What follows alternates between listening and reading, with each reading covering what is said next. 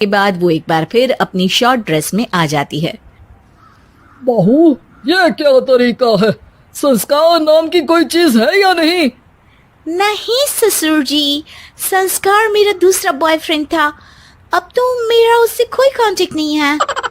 मोहिनी का जवाब सुन के ससुर तो भगवान नाम जपते वहां से चले जाते हैं, लेकिन सास बहू के बीच कहासुनी फिर शुरू हो जाती है, जिसे इग्नोर करते हुए मोहिनी घर से बाहर चली जाती है और देर रात घर वापस आती है।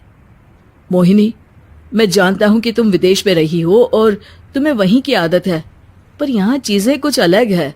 अगर तुम उस हिसाब से कुछ एडजस्ट कर लो तो सबके लिए सही हो जाएगा। I am not in a lecture mood. Good night. अगली सुबह मोहिनी देर से उठकर एक बार फिर उसी तरह सबके सामने आती है, जिस पर उसकी सास कुछ बोले उससे पहले ही मोहिनी की दोस्त मोनिका और रेचल वहां आ जाती हैं। Oh hi darling, how are you?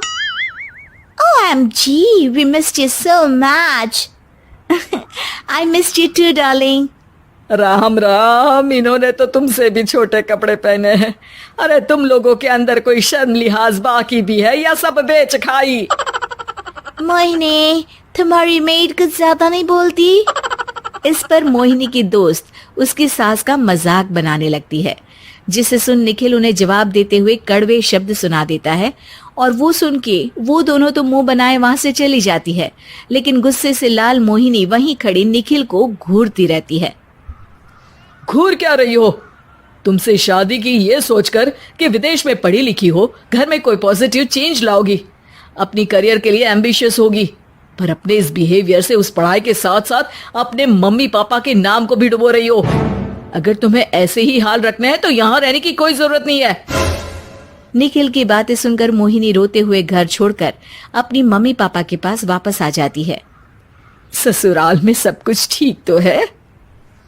वो अपने आप को समझते क्या है? मोहिनी पर चिल्ला रहे? मैं क्यों उसके इशारों पर चलूं?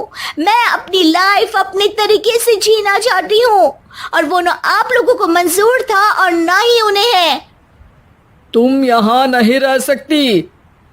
अपने पापा की बात सुन के मोहिनी हैरान रह जाती है। हाँ, तुमने बिल्कुल सही सुना।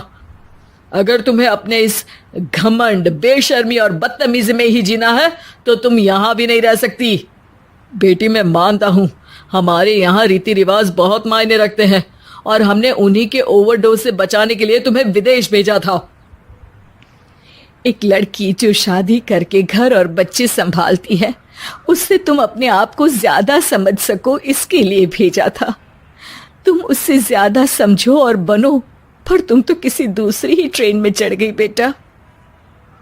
उसके मम्मी पापा बहुत देर तक मोहिनी को सारी बातें समझाते हैं, जिन्हें सुनकर मोहिनी को अपनी गलती का एहसास होता है।